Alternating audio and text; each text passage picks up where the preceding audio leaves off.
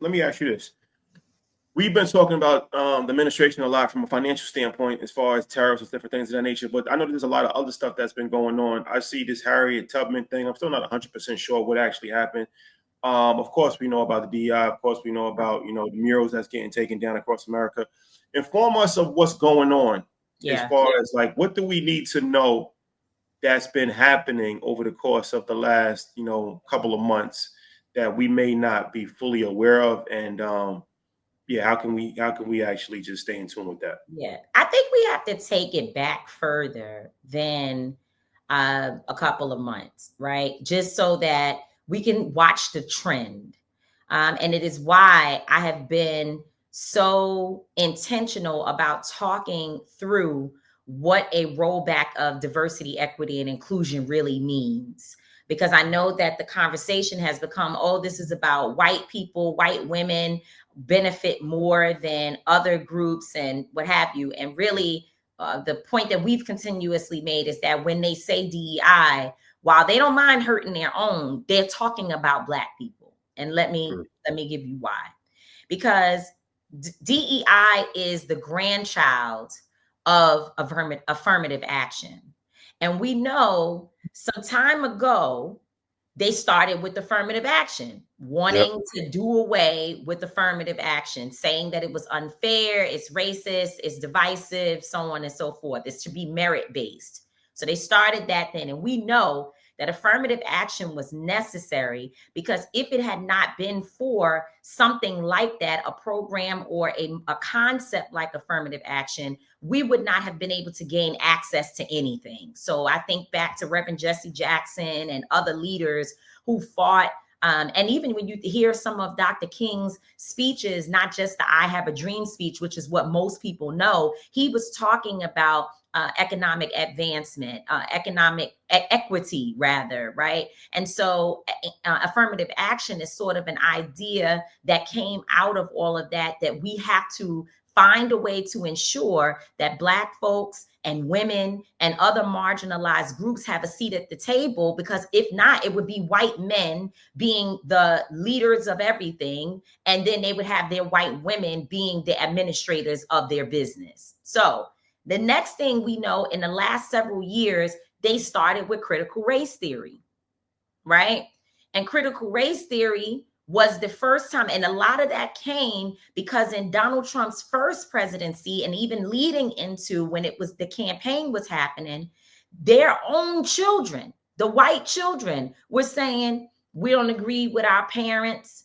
Now y'all remember when Donald Trump was president, some of the white children, the Kellyanne Conway, she was the White House press secretary. Her daughter was literally making TikTok videos saying, my mother is being racist. My father, she works for a racist man. These kids turned against their own parents because they were learning about our history. And as Black folks become, more, you're starting to see more professors who are more radical, who are more knowledgeable, who are teaching history to college students that the white kids got an opportunity to hear as well. They know that there's something wrong with how our parents and our forefathers are operating in the world and how it is oppressing other people.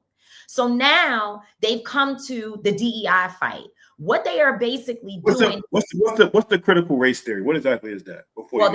And by the way, they tried to say that critical race theory was being taught to kids. Remember, they were trying to say the little kids in junior high and elementary school were learning critical race theory, which was not true.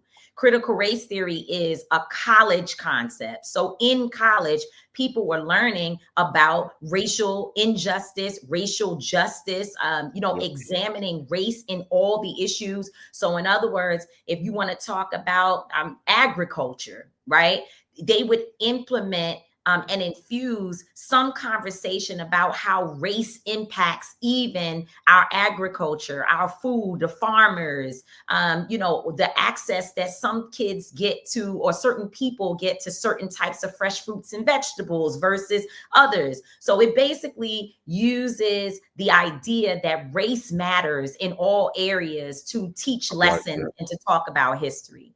So now they're on diversity, equity, and inclusion. So while some of us believe that this is just a new thing that needs to be gutted out because it didn't represent Black folks, it is a continuation instead of them trying to erase our history. So when you talk about the Harriet Tubman piece, where they attempted to remove her from the Navy, or, the Navy's, I guess they have a national something somewhere, library or something. I don't know. I didn't really do that much research on it, but they wanted to remove that history because they want to whitewash it and not have their own children and communities understand how race and oppression has impacted us as Black people in this nation, and why programs like affirmative action and diversity, equity, and inclusion are important in order to ensure that we get our fair and equitable share, which we still aren't. But nonetheless, that is the reason why people fought for those concepts to exist.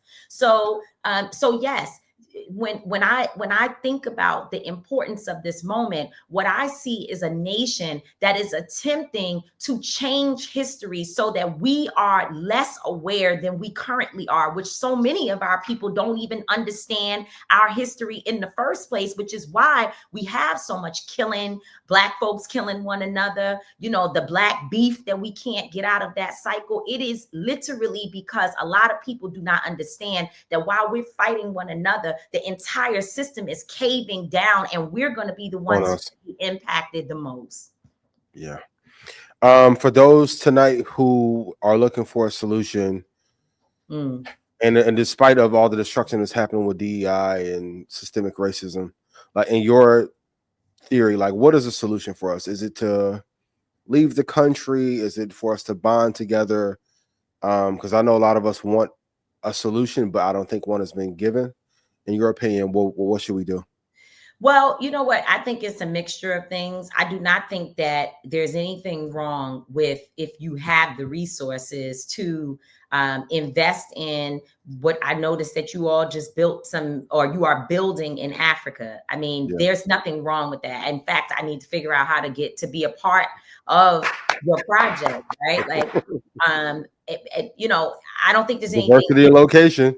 Yeah, I don't think there's anything wrong. If you have the resources, you should absolutely look at how to set up your life. And of course, to make sure that your children and your family have a place to go. And I think Africa is the best place because we have people there who have open arms. And, they try to teach us that Africans don't like us. They don't want to do business with us. They hate us. And it's a lie. As soon as you put your feet on the soil, you feel like you at family reunion. Exactly. And you have people who say, what is the thing they say to all of us? They say, we've been waiting for you. Welcome home. Right.